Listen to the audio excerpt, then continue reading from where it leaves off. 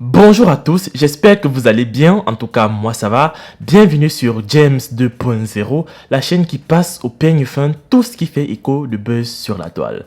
Alors les amis, dans cette vidéo, je vais vous parler de ce que Laurent Gbagbo a décidé de faire étant en Bruxelles après le décès de Ahmed Bakayoko.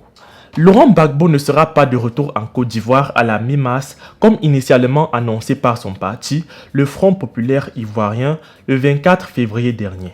Cet énième report, selon un communiqué publié vendredi par l'ex-parti au pouvoir, se justifie en deux points. D'abord, la situation de deuil que connaît le pays avec le décès survenu le 10 mars dernier du Premier ministre ivoirien Ahmed Bakayoko. Ensuite, le calendrier de la Chambre d'appel de la Cour pénale internationale qui rendra le 31 mars prochain sa décision sur l'appel contre l'acquittement prononcé en faveur des deux Ivoiriens, Gbagbo et Goudé, interjeté par la procureuse Fatou Bensouda et le bureau de l'accusation.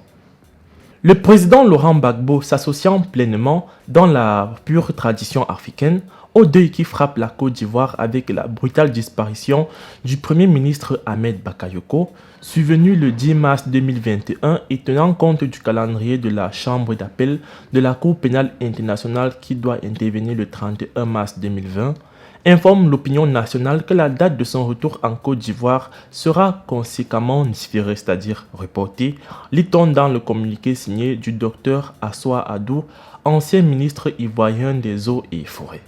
La direction du FPI qui s'excuse auprès des militants, des sympathisants et du peuple de Côte d'Ivoire pour les désagréments éventuels s'engage à préciser ultérieurement la date du retour effectif du président Laurent Gbagbo sur la terre de ses ancêtres, poursuit la note.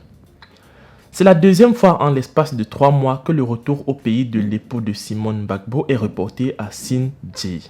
En décembre 2020, après avoir reçu ses 2 passeports, ordinaires et diplomatiques, l'ancien président ivoirien avait ouvertement manifesté par le biais de M. Abiba Touré, son avocate, le désir de regagner Abidjan, la capitale économique ivoirienne, avant fin décembre 2020. Il avait dans la foulée instruit la direction de son parti à l'effet de prendre langue avec les autorités ivoiriennes afin de discuter des modalités de son retour.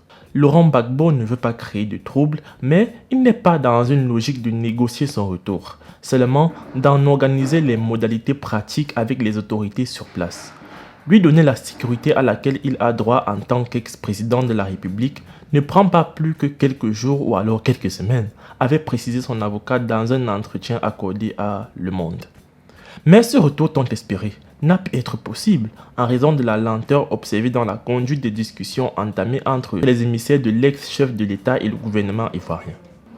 Arrêté au terme d'une grave crise post-électorale qui a fait 3000 morts, Laurent Gbagbo avait été transféré en novembre 2011 à La Haye pour crimes de guerre, crimes contre l'humanité.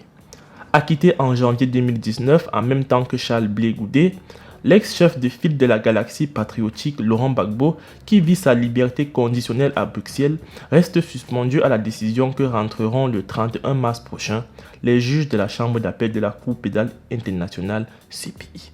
Alors les amis, dites-moi ce que vous pensez dans les commentaires par rapport à, une fois de plus, ce report du retour de Gbagbo en Côte d'Ivoire. Est-ce que vous pensez que c'est vraiment à cause du deuil de Bakayoko ou alors il y a d'autres choses qu'on ne nous dit pas? En tout cas les amis, moi je vous laisse pour cette fois et on se prend pour la prochaine fois.